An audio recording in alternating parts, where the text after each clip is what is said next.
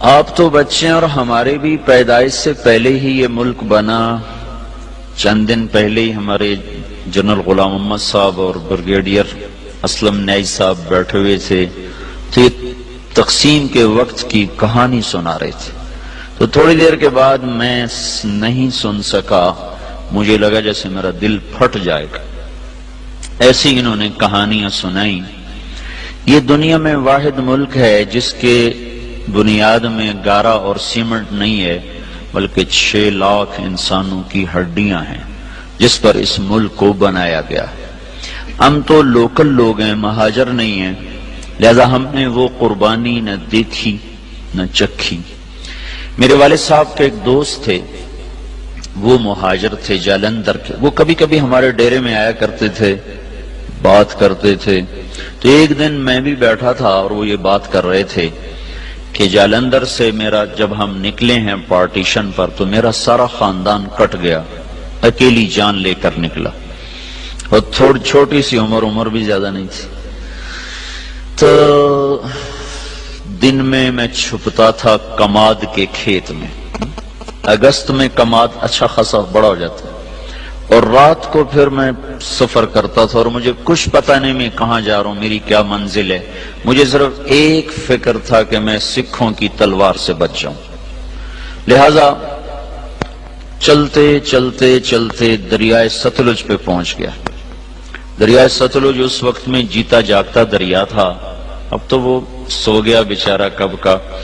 ہم تو اس کی ریت ہی دیکھ پائے، اس کی طغیانیاں تو کبھی دیکھی کوئی نہ. یہ بہت بڑا دریا تھا. تو کہنے لگے میں ستلج پر پہنچا تو آگے پانی کی موت تھی، پیچھے تلوار کی موت تھی. تو میں نے کہا سکھوں کے ہاتھوں مرنے سے بہتر ہے میں پانی کی نظر ہو جاؤں. تیرنا آتا نہیں تھا. کہنے لگے ایک لکڑی اٹھائی، ایک لکڑی مل گئی. لکڑی اٹھائی اور پانی میں ڈالی. میں کہا یا اللہ زندگی ہے تو پار لگا دے. ادھر پاکستان شروع ہو رہا تھا. تو کہنے لگے جب میں تھوڑا سا اندر گیا تو میں کیا دیکھتا ہوں، سارا دریا لاشوں سے بھرا ہوا بہ رہا تھا. لاش کے ساتھ لاش ایسی ملی ہوئی تھی.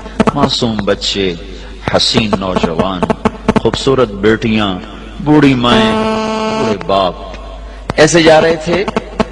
اگرچہ وہ منزل کو پہنچ چکے تھے کہ انہوں نے اللہ کے نام پہ قربانی دی، لیکن ہماری نظر میں وہ ایسی منزل کے راہی تھے جس کا آگے پتہ ہی کوئی نہیں ہے. ستلج کی لہریں ان کا کفن بن رہی تھیں اور ستلج کی تہ ان کی قبر بن رہی تھی. یہی کچھ راوی میں ہو رہا تھا، یہی کچھ چناب میں ہو رہا تھا. یہ 3 دریا ہندوستان سے آتے تھے، ان تینوں میں یہ بہ رہی تھی. اپنی تاریخ پڑھتے رہنا چاہیے، اس سے پتہ چلتا ہے ہماری ابتدا کیا ہے اور ہم نے جانا کہاں ہے.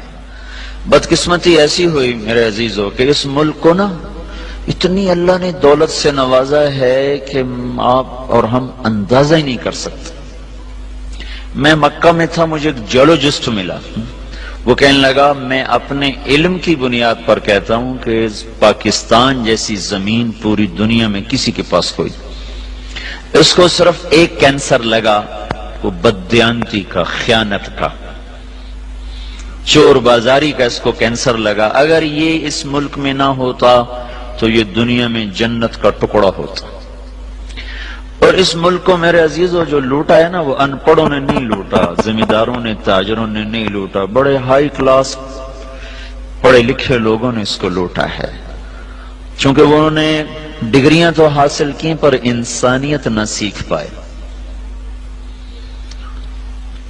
تو اتنی بڑی قربانیاں ہوئیں اور ہم تو میرے عزیزوں کانٹے ہی چننے والے رہ گئے. بہار دیکھی نہیں اس ملک نے. چند مخلص لوگ نہ ہوتے تو اب تک یہ ملک بک چکا ہوتا یا ہندوستان کے قبضے میں جا چکا ہوتا. کہیں کہیں چراغ اب بھی جل رہے ہیں جن کی وجہ سے تھوڑی تھوڑی روشنی ہے. اور یہ قافلہ دھیمے دھیمے دھیرے دھیرے وہ رواں دواں ہے. اگر وہ بھی نہ ہوتے تو اس ملک کو تباہ ہونے میں کوئی کسر باقی نہ چھوڑی تھی بددیانت ٹولے نے اور ہائے ہائے ضمیر فروش ٹولے نے. اور بدقسمتی یہ ہے کہ وہ سارا انہی اسکولوں کالجوں سے نکلا ہوا ہے، وہ دیہاتوں سے نہیں.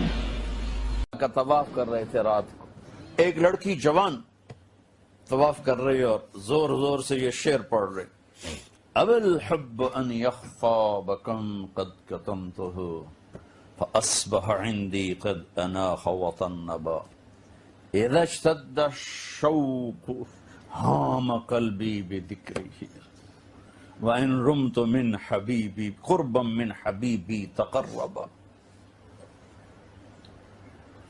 يبدو فأفنى ثم أحيا له ويسعدني حتى ألذ وأطرب. کہاں سے ترجمہ کروں میں نے اپنے دل کو بہت بچایا، لیکن محبت نے آ کے ڈیرے ڈال ہی دیے اور میرے پورے دل پہ قبضہ کر لیا. میں نے تو بہت چھپایا، چھپ نہ سکی، بہت ہیلے بہانے کیے پر میں چھپا نہ سکی. بادن ہوا کا صبرت ام لم تصبرا وبكاءك ان لم يجر دمعك او جرا امر الفؤاد لسانه وجفونه فكتمنه وكفى بجسمك مخبرا. ذنی متنبی کہاں سے یاد آ گیا؟ جب مجھے وہ یاد آتا ہے اذا اشتد شوقی ہام قلبی بذکرہ، جب میرا شوق بڑھتا ہے تو میں پاگل ہو جاتی ہوں. وَإِن رُمْتُ قُرْبًا مِّنْ حَبِيبِي تَقَرَّبًا، جب میں اس کا قرب چاہتی ہوں، اس کے قریب ہونا چاہتی ہوں تو اپنا آپ میرے اوپر ظاہر کر دیتا ہے. جب وہ ظاہر ہوتا ہے یبدو فأفنا، جب وہ ظاہر ہوتا ہے تو میں مر جاتی ہوں.